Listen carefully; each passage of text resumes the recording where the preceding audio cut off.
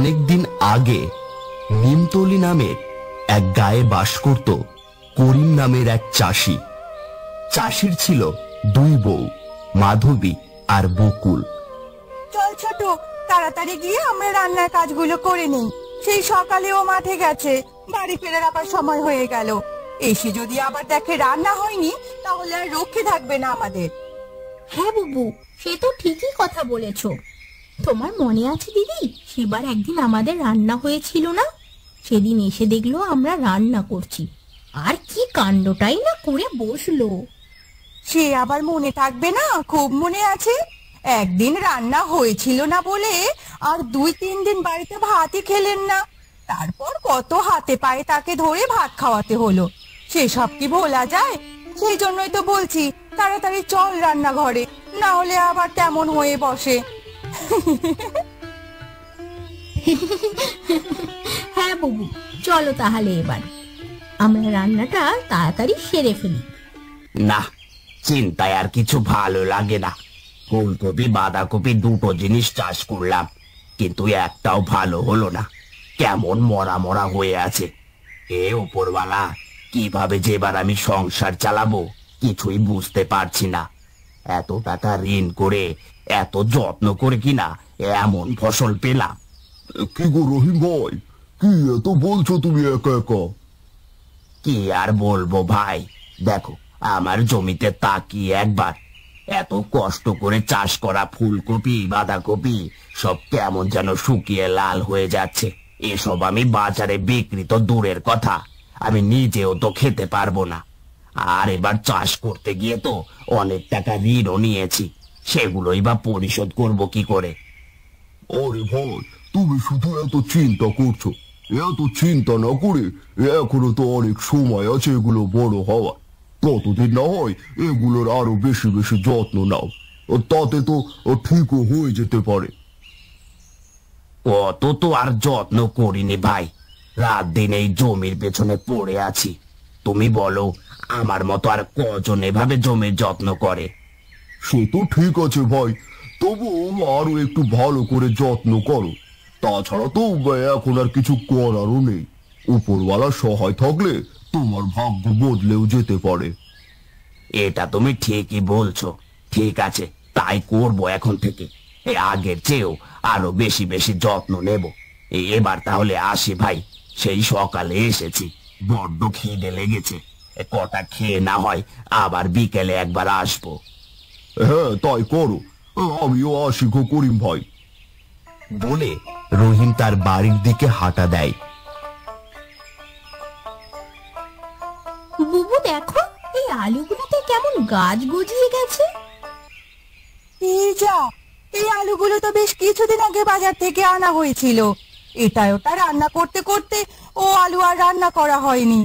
এদিকে যে আবার আলুর গাছ গজিয়ে গেছে, তাও খেয়াল করিনি। আমারও একবার চোখে পড়েনি। এবার কি করব বলো তো বুবু? কি আর করবি, ও আলু আর খাওয়া যাবে না, ফেলে দিতে হবে। মা গো, কেউ আছো? ও মা গো, কেউ কি আছো? এই সময় তো কারোর আসার কথা না। দেখ তো ছোট, এই সময় আবার কে ডাকছে? ঠিক আছে, আমি দেখছি। কেউ আছো গো মা? এই বুড়িকে একটু সাহায্য করো গো মা। এই গো আপনি বুড়িমা, আর কাকে ডাকছেন? আমি এই গ্রামেরই একজন। ওই মাঠের ওপারে আমার ঘর। আমার কেউ নেই গো মা। আমার বড্ড ক্ষুধা পেয়েছে মা, আমাকে কটা খেতে দিবি মা? ওপরওয়ালা তোদের মঙ্গল করবে। ও এই কথা, এসো গো বুড়িমা, আমাদের সাথে এসো। বসো এখানে। বুবু, এই বুড়িমার নাকি কেউ নেই। বেচারা কটা খাবার চাইছিল, তাই নিয়ে এলাম। তা বেশ করেছিস, এই তো রান্নাও হয়ে গেছে। তুই বুড়িমাকে একটু খেতে দে, আমি এই ময়লা আর আলু কটা ফেলে দিয়ে আসি।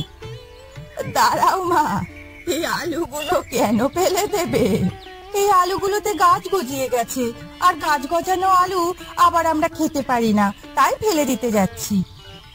ফেলে দিস না মা, তোরা দুজন মিলে এই আলুর গাছ লাগা। দেখবি এই আলু তোদের ভাগ্য বদলে দেবে।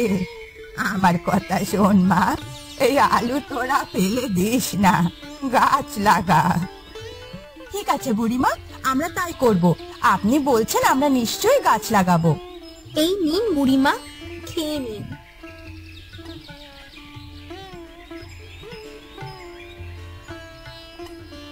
আমার খাওয়া শেষ হয়ে গেছে, আমি এবার চলে যাব। তার আগে তোদের একটি কথা বলতে চাই। কি কথা বুড়িমা, বলুন। আমার একটি বিশেষ ক্ষমতা রয়েছে, যার দ্বারা আমি আগে থেকেই বুঝতে পারি। আমার সেই ক্ষমতার থেকে আমি বুঝতে পেরেছি সামনে তোদের একটু বিপদ আছে। কি বলছেন বুড়িমা? তাহলে এবার আমরা কি করব?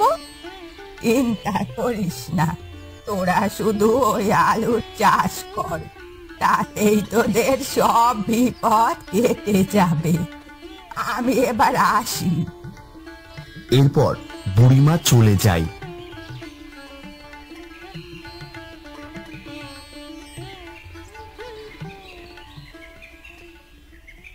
তুমি মাঠ থেকে ফিরে এসেছো? তা মুখ এমন শুকনো কেন? নিশ্চয়ই অনেক খিদা লেগেছে তোমার, তাই না? তা না বউ, আমার জমির ফসল এবার ভালো হচ্ছে না, তার জন্য আমার মনটা ভালো না। আবার ক্ষুধাও লাগছে একটু। আমাকে ভাত দাও, খেয়ে আবার জমিতে যেতে হবে। সে কি কথা, আবার যাবেন?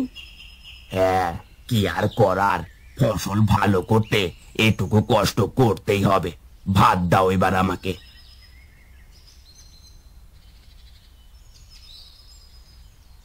এরপর করিম খেয়ে আবার তার জমিতে চলে যায় ফসলের যত্ন নিতে।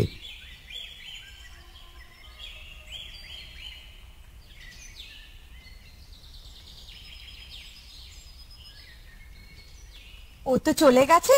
চল ছোট, আমরা গিয়ে ওই আলুর গাছগুলো বাড়ির সামনে জায়গাটুকুতে লাগিয়ে দেই। বুড়িমা বারবার করে বলে গেছেন, বলা তো যায় না কি থেকে কি হয়। হ্যাঁ বুবু, চলো তাহলে।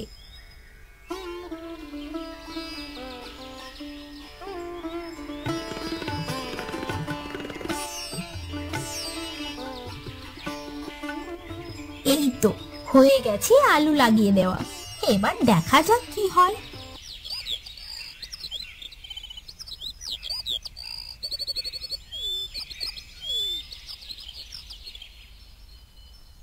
হায় ওপরওয়ালা, এ কেমন ফসল দিলে আমায়?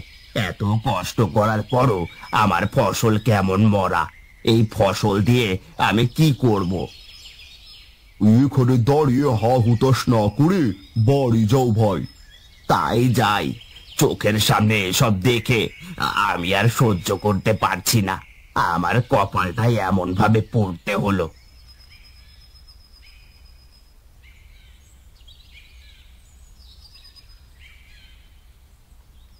কি গো, কখন বাড়ি এলে? আর ঘরে না গিয়ে এভাবে বারান্দায় বসে আছো কেন? কি করব বলো বউ, আমার ফসল ভালো হয়নি, ও নিয়ে বাজারে যাওয়া যাবে না। আমি কি করব তাই ভাবছি।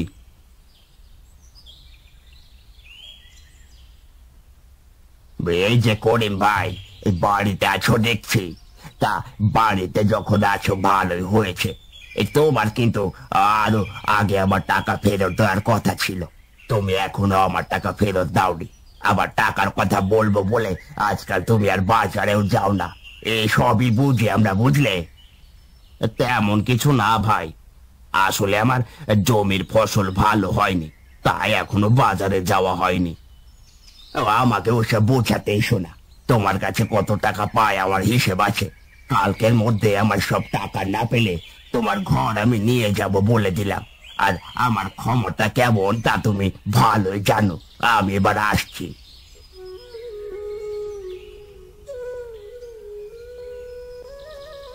হে ওপরওয়ালা, তুমি আমাকে একই বিপদে ফেলে দিলে। এবার আমি কি করব? এবার কি আমার ঘরটাও থাকবে না? এসব না বলে এটা ভাবুন কি করা যায়। ও বুবু, তোমার মনে আছে বুড়িমা কি বলেছিল? আরে ছোট, তুই তো ভালো কথা মনে করেছিস, চল তো গিয়ে দেখি।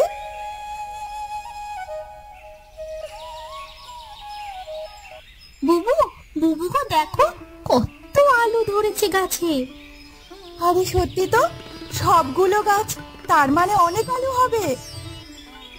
এ কি, তোমরা আবার এই আলু কবে চাষ করলে? যা, তোমাদের জন্য মনে হয় এবার আমি বেঁচে যাব। সব আলু নিয়ে তাহলে বাজারে বেচে দিয়ে আসি। হ্যাঁ তাই করো, আর ওই হারানকে তার টাকা দিয়ে এসো। এরপর করিম সব আলু বাজারে নিয়ে বিক্রি করে দিয়ে আসে। এই বউ শোনো, সব আলু বিক্রি করেছে, অনেক টাকা হয়েছে। হারুনের টাকাও দিয়েও ও অনেক টাকা বেঁচে আছে। এই দেখো, আর তোমরা এত কষ্ট করে চাষ করেছিলে, তাই তোমাদের দুজনের জন্য দুটো শাড়িও নিয়ে এসেছি।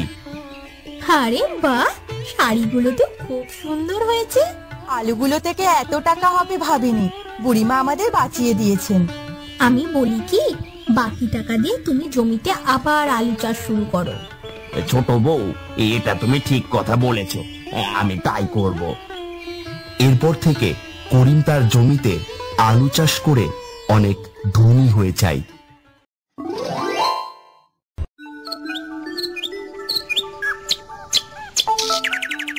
জানেন ভাবি, আপনার ভাই আজ আমাকে একটা সোনার হার গড়িয়ে দিয়েছে। কতবার বলেছিলাম আমার গহনার অভাব নেই, টাকা নষ্ট করো না, কিন্তু কে শোনে কার কথা। আপনার ভাগ্যটা অনেক ভালো ভাবি। আচ্ছা, কিছু মনে না করলে একটা কথা বলবো।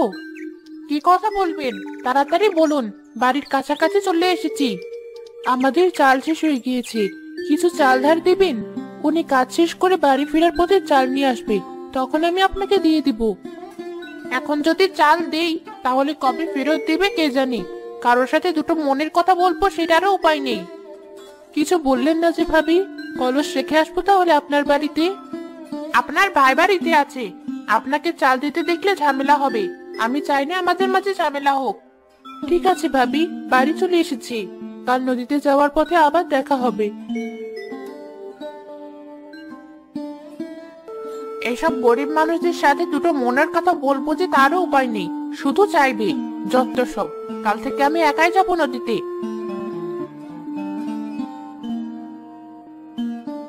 আজ পানটাও শেষ হয়ে গেল, এবার কি খাবো? ছেলেটার কাছে যে টাকা নেই, পান আনতে কিভাবে বলি? তুমি চিন্তা করো না দাদি, আমি তোমার জন্য পান নিয়ে এসেছি। এই নাও তোমার পান। এতগুলো পান কেনার টাকা তুই কোথায় পেলি দিদি ভাই? কোথায় আর পাবো? মনিরুল চাচার পানির বরজ পরিষ্কার করে দিয়েছি, পান তুলে দিয়েছি, এজন্য সে আমাকে পানগুলো দিয়েছি। আমার লক্ষ্মী দিদি ভাই, তোর গায়ে মাটি লেগে আছে, তাড়াতাড়ি মাটিগুলো ধুয়ে আয়। ঠিক আছে দাদি। মা, আমার খুব খিদে পেয়েছে, তুমি খাবারের ব্যবস্থা করো।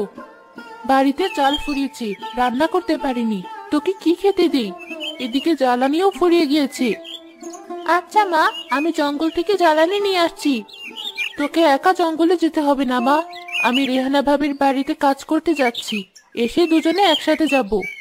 মা সারাদিন কাজ করে আবার জঙ্গলে যাবে, তার থেকে আমি না বলে জ্বালানি কুড়িয়ে আনি। কিরে, তুই আবার কোথায় চললি? বাড়িতে থেকে দুটো কাজে হাত লাগালে তো পারিস, একা একা এত কাজ করে রেহানাদের বাড়িতে যাব কখন? অনেকদিন হলো খেলি না, নদীর পাড়ের তেঁতুল গাছের নিচে সবাই খেলছি, তাই ভাবলাম আমিও যাই। আপু, আমিও কিন্তু তোর সাথে খেলতে যাব। আমরা গরিব, তাই কেউ খেলতে নেয় না আমাকে। তুমি যখন যাবে সাথে আমাকেও নিও। মন খারাপ করিস না দাদা ভাই, সব ঠিক হয়ে যাবে একদিন। তুইও তোর মা আর আপুর কাজে সাহায্য কর। ঠিক আছে দাদি।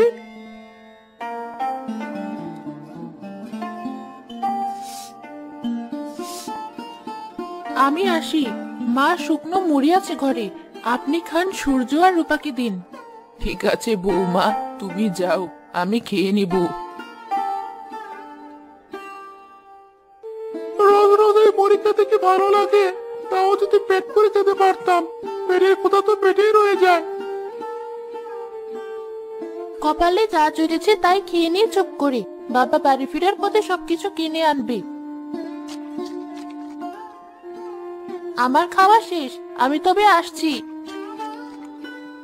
আমারও।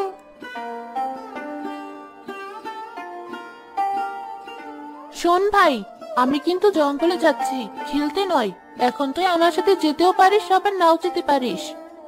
তবে মাকে মিথ্যে কেন বললি? মিথ্যে না বললে মা জঙ্গলে যেতে দিত না। মা অন্যের বাড়িতে কাজ করে আবার জঙ্গলে যাবে, কষ্ট হবে তো। তুই ঠিকই বলেছিস, এসে যখন পড়েছি তখন আর কি করা। চল যাই, তুই ভাই বোন গেলে কষ্ট কম হবে।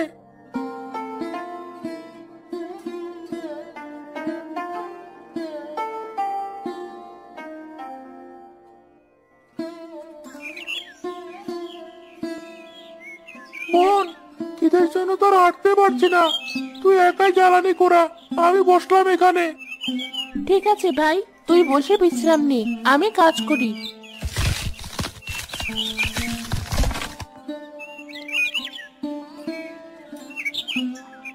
সামনে একটা পেয়ারা গাছ দেখেছি, চল তোকে পেয়ারা পেরে দিব, আর বাড়িতে নিয়ে যাবো কিছু। ঠিক আছে, চল তবে, এখানে জ্বালানি থাক, যাওয়ার সময় নিয়ে যাব।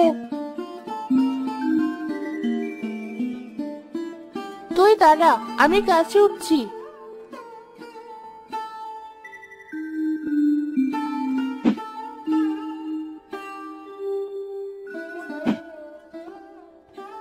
আপু, তুই একটা পেয়ারা খেয়ে দেখ, খুব ভালো খেতে। অনেকগুলো তো পারলি, আর কত পারবি? এতগুলো পেয়ারা আর জ্বালানি কিভাবে নিবি? তুই পেয়ারাগুলো নিস ভাই, আর আমি জ্বালানি নেব। তোরা দুটো সারাদিন কোথায় ছিলি? আমি কখন থেকে খুঁজছি, চিন্তায় তো আমার দম যায় যায় অবস্থা। তোরা কি জঙ্গলে গিয়েছিলি? তোর মা তো বাড়িতে ছিল না, কিন্তু আমি তো বাড়িতে ছিলাম।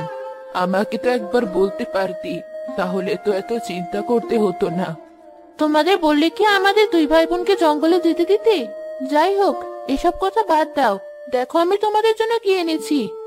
ও মা, এ দেখি পাকা পেয়ারা, কোথায় পেলি এগুলো? কোথায় আর পাবো, জঙ্গলের গাছ থেকে আপু পেরে এনেছে, আমরা দুজন খেয়ে এসেছি। এখন তোমরা খাও, বাবার জন্যও রেখো। হয়েছে, আর পাকনামি করতে হবে না। আমি কটা ভাত এনে রেখেছি, তোর দাদি আর তোরা খা, আমি আর তোর বাবা অন্য কিছু খেয়ে নিব। কিন্তু মা। কোনো কিন্তু নয়, তাড়াতাড়ি হাত মুখ ধুয়ে এসে খেতে বস, আমি খাবার দিচ্ছি। মা, আপনি দেখি পেয়ারা খাওয়া শুরু করেছেন, আগে ভাত খেয়ে তবেই পেয়ারা খাবেন। ঠিক আছে বৌমা, তুমি ভাত দাও তবে। দিদি ভাইরা, তোরা হাত মুখ ধুয়ে আয়।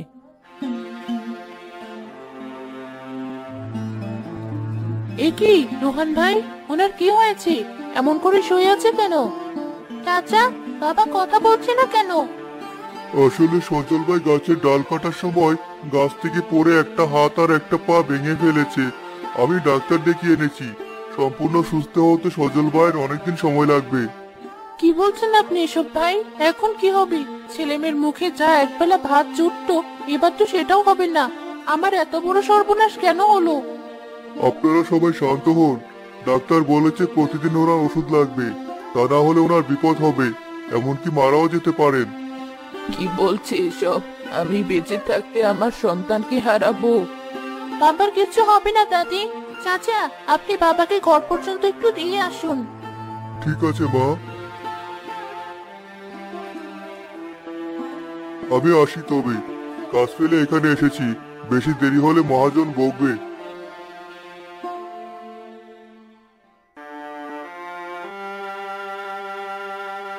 আমার ছেলেটা যে এই সংসারের সব ছিল, এখন কি হবে? এত বড় সংসার তুমি কিভাবে চালাবে বৌমা? উপরওয়ালা ঠিক একটা ব্যবস্থা করে দিবেন, এসব নিয়ে ভেবে আর কি হবে? ওই তো ওনার জ্ঞান ফিরেছে। বাবা, কি হয়েছে তোমার? খুব কষ্ট হচ্ছে কি? দাঁড়াও, আমি তোমাকে পেয়ারা এনে দিচ্ছি। আমি কিছুই খাবো না, মাথাটা খুব ঘুরছে। এটা বললে তো হবে না, কিছু একটা খেতে হবে। তোমাকে তো ওষুধ খেতে হবে, তা না হলে তুমি তো তাড়াতাড়ি সুস্থ হবে না। এই নাও মা পেয়ারা, বাবাকে খাইয়ে দাও।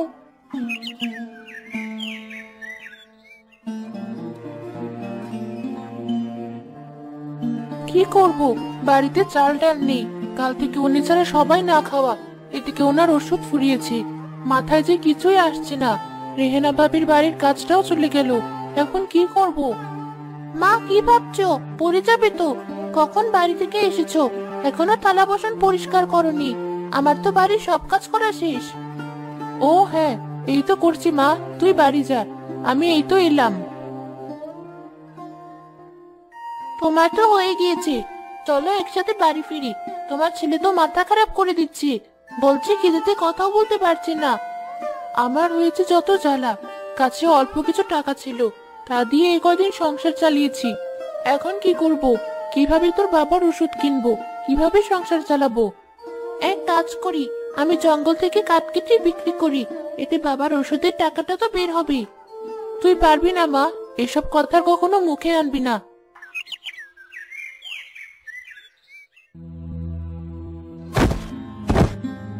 আদা ভাই, কি হলো তোর? কথা বল, এমন করে পড়ে গেলি কেন? কিসব হচ্ছে বাড়িতে? কিছুই মাথায় আসছে না। কি হলো তোর বাবা? আমার পরিবারে কেন এত সমস্যা হচ্ছে?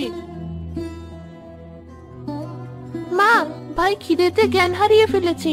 আমি জঙ্গলে যাচ্ছি কাঠ কাটতে, তা না হলে নাকে সবাই অসুস্থ হয়ে যাবে। শীতকাল চলে এলো, এখন থেকে শীত পড়তে শুরু করেছি। জঙ্গলে যাচ্ছি, শরীরটা ঠান্ডা হয়ে এসেছি। এই গাছটা কাটি, দেখি পারি নাকি। আবার চেষ্টা করি।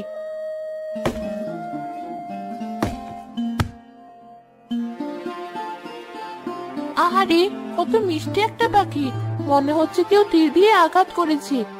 তীরটা আস্তে আস্তে শরীর থেকে বের করে ফেলি, তার আগে কিছু লতা পাতা এনে রাখি, যাতে পাখিটার শরীর থেকে রক্ত না পড়তে পারে।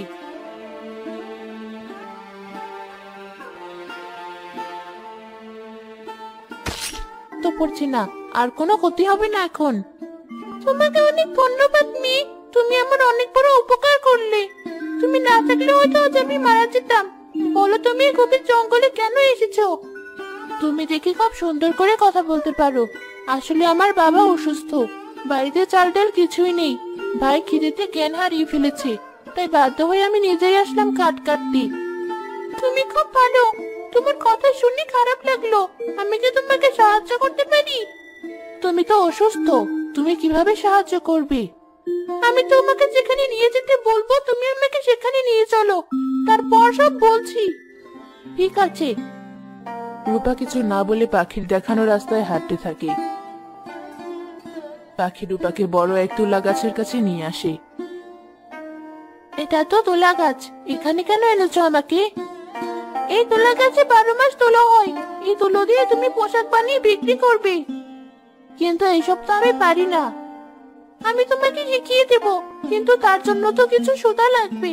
তুমি দাঁড়াও, আমি তোমাকে সুতা এনে দিচ্ছি। তুমি এই অসুস্থ শরীর নিয়ে কিভাবে যাবে মিষ্টি পাখি? আমি পারবো, আমাকে একটু সময় দাও।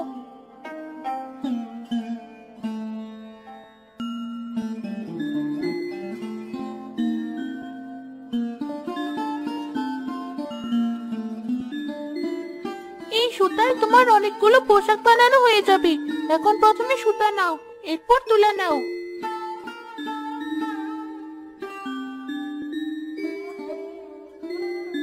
জামাটা তো খুব সুন্দর হয়েছে, তোমাকে অনেক ধন্যবাদ। কিন্তু তুমি এত সুন্দর জামা তৈরি করা কিভাবে শিখলে? নদীর ওপারে এক দাদু আছে, সে আমাকে কথা বলে শিখিয়েছে। ওই দাদু আগে এমন করে পোশাক বানিয়ে পরতো, ওনার কাছ থেকে শিখেছি। তুমি বসো, আমি আরো কিছু পোশাক বানাই।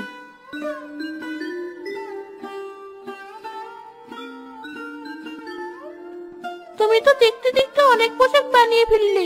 এগুলো বিক্রি করে এরপর নতুন করে আবার পোশাক বানিও। তুমি ঠিক বলেছো, এত পোশাক কিভাবে নেই? এক কাজ করি, মাথায় নেই। তুমি আমার সাথে যাবে মিষ্টি পাখি? না রূপা, জঙ্গলে আমার সাথী আছে, সে হয়তো চিন্তা করছে, তবে আমি তোমার সাথে প্রতিদিন দেখা করব।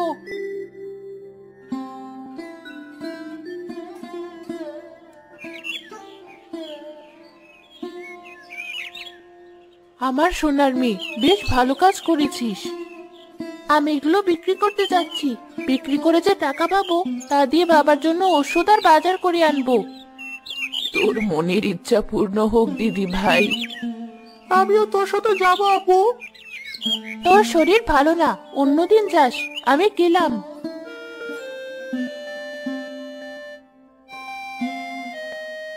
নিয়ে যান নিয়ে যান, নানা রকম সুন্দর সুন্দর পোশাক, দেখতে যেমন সুন্দর গায়ে দিতেও তেমন আরাম। এই মেয়ে, এদিকে এসো, দেখে কেমন জামা কাপড় বিক্রি করছো। খুব সুন্দর তো। এত সুন্দর জামা শাড়ি কোথা থেকে এনেছো? আমি নিজে বানিয়েছি চাচি, নিবেন? নিব। এই শাড়ি দুটো আমাকে দাও, আর মেয়ের জন্য এই জামাটা। কত দিতে হবে তিনটা মিলে? তিনটা মিলে 500 দিন। তুমি তো অনেক কম দামে কাপড়গুলো দিচ্ছ। প্রথম দিন তো তাই। আচ্ছা, আমি আজ আসি চাচি। একে এক রূপা সব কাপড় বিক্রি করে অনেক টাকা পায়। কত টাকা? এই টাকা দিয়ে বাবার জন্য ওষুধ, নতুন কাপড় বানানোর জন্য সুতা আর বাজার নিয়ে বাড়ি যাব। চাচা, আমাকে 2000 টাকার নানা রকম সুতা দিন। এত অনেক সুতা, এত সুতা কি করবে? কাপড় তৈরি করব, অনেক মজবুত ও সুন্দর। সত্যি? তাহলে এমন করে আমাকেও কিছু কাপড় তৈরি করে দিও মেয়ে। এই নাও তোমার সুতা। রূপা তার সমস্ত বাজার নিয়ে গরুর গাড়িতে করে বাড়িতে চলে আসি।